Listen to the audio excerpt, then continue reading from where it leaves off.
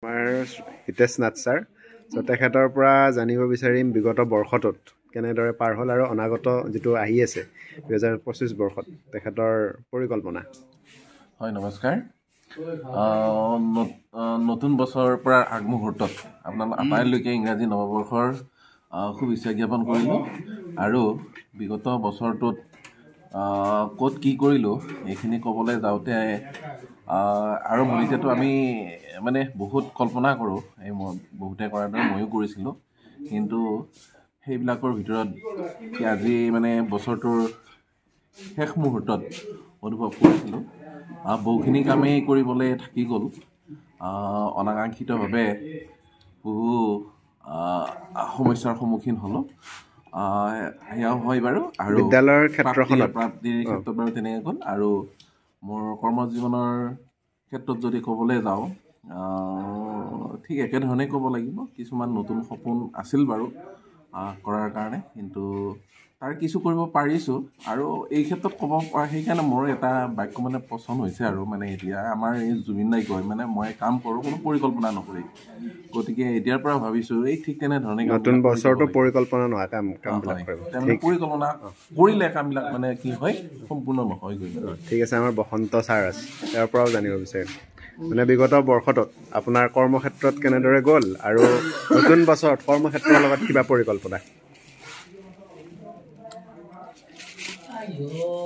এটা শাৰীতে কম, থোৰা হে থোৰে কি জৰুৰত হে জিন্দগী ফিৰ ভি यहाँ বহুত খুবসুৰত।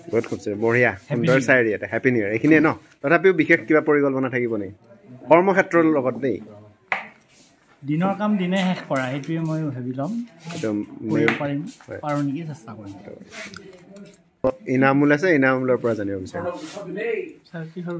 নহয়, বিগত বৰ্ষটো কেনেদৰে গ'ল তোমাৰ কৰ্মক্ষেত্ৰত, মানে এই বিদ্যালয় গৰুসুতি উচ্চতৰ মাধ্যমিক বিদ্যালয়ত, আৰু অনাগত বৰ্ষত তোমাৰ মানে নতুন বছৰ 2025ত কিবা পৰিকল্পনা? বিগত বছৰটো ভালে গ'ল। ভালে গৈছে। নতুন বছৰৰ কিবা পৰিকল্পনা থাকিব নেকি? তেনেকুৱা মানে একো পৰিকল্পনা কৰা নাই বাৰু, কিন্তু ভালে যাব বুলি আশা ৰাখিছোঁ আৰু। হেপী নিউ ইয়াৰ। হেপী নিউ ইয়াৰ। জয়ন্ত ছাৰ, হেপী নিউ ইয়াৰ। তাৰ বাহিৰে আগতীয়াকৈ হেপী নিউ ইয়াৰ দিছোঁ। তাৰপিছত বিগত বছৰটো বহুত মোটামুটি ভালে গৈছে বুলি ক'ব লাগিব। তাৰপিছত অহা 25 বৰ্ষতো সেনেকুৱা বিশেষ ধৰণৰ কোনো পৰিকল্পনা নাই যদিও নিশ্চয় ভাল হ'ব আশা কৰিছোঁ। আৰু আমাৰ ভালৰ লগতে গোটেই দেশবাসীৰো ভাল হওক, ছাত্ৰ ছাত্ৰীৰো ভাল হওক, তেওঁলোকেও ভাল ফলাফল দেখুৱাওক। আৰু অহা বছৰটোত আমি স্কুলৰ ফালৰ পৰা এটা ভাল ফলাফল পাম বুলি আশা কৰিছোঁ। Happy new year. Thank you. এয়া আমাৰ ৰেবলু ডেকা ছাৰ। গতিকে আপোনাৰ পৰা জানিব বিচাৰিম যে কৰ্মক্ষেত্ৰখনত বিগত বৰ্ষত কেনেকুৱা ধৰণৰ এক্সপেক্টেশ্যন কৰিছিলে আৰম্ভণিতে, সেইটো ফুলফিল হ'লনে নাই, আৰু নতুন বছৰত আপোনাৰ এক্সপেক্টেশ্যন কি? মানে ক'বলৈ গ'লে নিজৰ বিদ্যালয় যিহেতু আজি 10 বছৰৰ ওপৰ ইয়াত মানে থাকিলোঁ, গতিকে লাহে লাহে এক্সপেক্টেশ্যনটো আচলতে বাঢ়ি যায়। আমি আশা কৰোঁ আগতকৈ সদায় ভাল হওক। যেনেকৈ গছ এডাল মানে ডাঙৰ হৈ যায়, বৃক্ষলৈ পৰিৱৰ্তন হয়, তেনেদৰে আচলতে আমিও আশা কৰোঁ আমি যিবিলাক বিদ্যালয়ত মানে যিসকল ছাত্ৰ ছাত্ৰীক বিদ্যালয়ত পঢ়াই আছোঁ তেওঁলোকৰ উন্নতিটো ক্ৰমবৰ্ধমান হৈ যাওক, মানে আৰু বেছি ভাল হৈ আহক। কিন্তু যোৱা বছৰটোত আচলতে এই এক্সপেক্টেশ্যনটো বৰ এটা সফল হৈছে বুলি মই আশা কৰিব নোৱাৰোঁ। বিভিন্ন কাৰণ আছে অৱশ্যে, আজি এই মুহূৰ্তত সেই কাৰণ বিশ্লেষণ কৰাটো হয়তো সম্ভৱ নহ'ব। তাত বহুত সময়ত আমাৰো কিছু দুখ নথকা নহয়। আৰু এই পবিত্ৰ মুহূৰ্তত এটা বৰ্ষক আমি বিদায় দিবলৈ লৈছোঁ আৰু এটা বৰ্ষক আমি নতুনকৈ আদৰি ল'বলৈ ওলাইছোঁ। গতিকে এই শুভ মুহূৰ্তত আচলতে আমি আমাৰ আত্মবিশ্লেষণ কৰাৰ প্ৰয়োজন। আমি আমাৰ দুখটোক ঢাকি বা কাৰোবাৰ ওপৰত জাপি দি মানে এনেই চালে বেৰা ক'ব কিবা এটা কোৱা কথাটো নিশ্চয় উচিত নহ'ব। সেইকাৰণে মই ভাবিছোঁ আগন্তুক বৰ্ষটোত প্ৰথম দিনটোৰ পৰাই এটা প্ৰি প্লেণ্ড প্ৰক্ৰিয়াৰে ছাত্ৰ ছাত্ৰীসকলৰ বিভিন্ন ক্ষেত্ৰত, অকল মানে শৈক্ষিক ক্ষেত্ৰত বুলিয়েই নহয়, শৈক্ষিক মানসিক বৌদ্ধিক আনকি চৰিত্ৰৰ ক্ষেত্ৰতো আমি নিশ্চিতভাৱে কাম কৰিব লাগিব। আৰু যদি সকলোৱে সহযোগিতাৰে আমি কাম কৰোঁ, মই আশাবাদী আমি আমাৰ মানে লক্ষ্যত উপনীত হ'ব পাৰিম। হয়।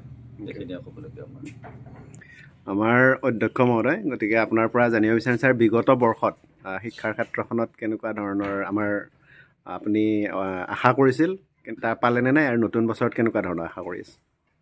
বিগত বৰ্ষত আমাৰ বিদ্যালয়ৰ শিক্ষাৰ ক্ষেত্ৰত যিটো ফল সেইটো আচলতে আশাপ্ৰদ হৈছে, আৰু আগন্তুক বৰ্ষত আৰু ভাল হ'ব বুলি আশা কৰোঁ। নতুন কিবা ছাৰ পৰিকল্পনা থাকিব নেকি? নতুন পৰিকল্পনাটো আছে ছাত্ৰ ছাত্ৰীৰ উন্নয়নৰ কাৰণে। হয়। বিদ্যালয়ৰ যিবিলাক এতিয়া মানে হৈছে আন্তঃগাঁথনিত দুৰ্বল হৈছে, সেইখিনি ঠিক কৰি ল'ব লাগে। আৰু যিখিনি নেকি আমাৰ মানে ছাত্ৰ ছাত্ৰীৰ ক্ষেত্ৰত যিখিনি কৰণীয়, সেই কৰণীয়খিনি যোৱা বছৰটোত যিখিনি লেপছ হৈছে, আগন্তুক বছৰটোত যাতে নহয় তাৰ মানে ব্যৱস্থা ল'ব লাগিব। নমস্কাৰ। বিগত বৰ্ষটোত আমাৰ গৰুসুতি উচ্চতৰ মাধ্যমিক বিদ্যালয়ৰ ক্ষেত্ৰখনত আমি আচলতে বহুখিনি আমাৰ জানুৱাৰীৰ পৰা ডিচেম্বৰলৈকে বহুখিনি আমি কাম কৰিলোঁ যদিও এনেকুৱা অনুভৱ হয় যে আজি এতিয়া 31 ডিচেম্বৰ, আৰু 31 ডিচেম্বৰটোত অনুভৱ হৈছে আমি যদি খতিয়ানটো চাবলৈ যাওঁ তেতিয়া হয়তো বহুখিনি কাম কৰিবলৈ থাকি গ'ল, আৰু বহুখিনি কামত হয়তো আমি কৰ্মক্ষেত্ৰত সফলো হৈছোঁ। গতিকে নতুন বছৰ কাইলৈৰ পৰা নতুন বছৰটো আৰম্ভ হ'ব। গতিকে আৰম্ভণিতে আমাৰ বিদ্যালয়সমূহ সহকৰ্মীলৈকে, ছাৰলৈকে বা আমাৰ যিখিনি ছাত্ৰ ছাত্ৰীসকল আছে, কৰ্মীসকল আছে, আটাইলৈকে নতুন বছৰৰ 2025 ইংৰাজী নৱবৰ্ষৰ শুভকামনা জনালোঁ, আৰু আশা ৰাখিম আমি এক সহযোগিতাৰে আমি এই মানে স্কুলখনক এটা নতুন দিশ দিবলৈ সক্ষম হ'ম। আৰু আমাৰ যিখিনি এইবাৰ হায়াৰ ছেকেণ্ডাৰী ফাইনেল দিব বা মেট্ৰিক পৰীক্ষাত অৱতীৰ্ণ হ'ব, তেওঁলোকলৈকে এতিয়া আহ্বান জনাব বিচাৰিছোঁ ইয়াৰ জৰিয়তে, যাতে তেওঁলোকে তেওঁলোকৰ পঢ়া শুনাখিনি ঠিকে ঠাকে ৰাখি বা তেওঁলোকে যিখিনি কৰিব লগা আছে সেই কৰণীখিনি কৰি উঠি আমাৰ বিদ্যালয়লৈ এটি সুন্দৰ ফলাফল লৈ আহে আৰু আমাক বিদ্যালয়খনক গৌৰৱান্বিত কৰে।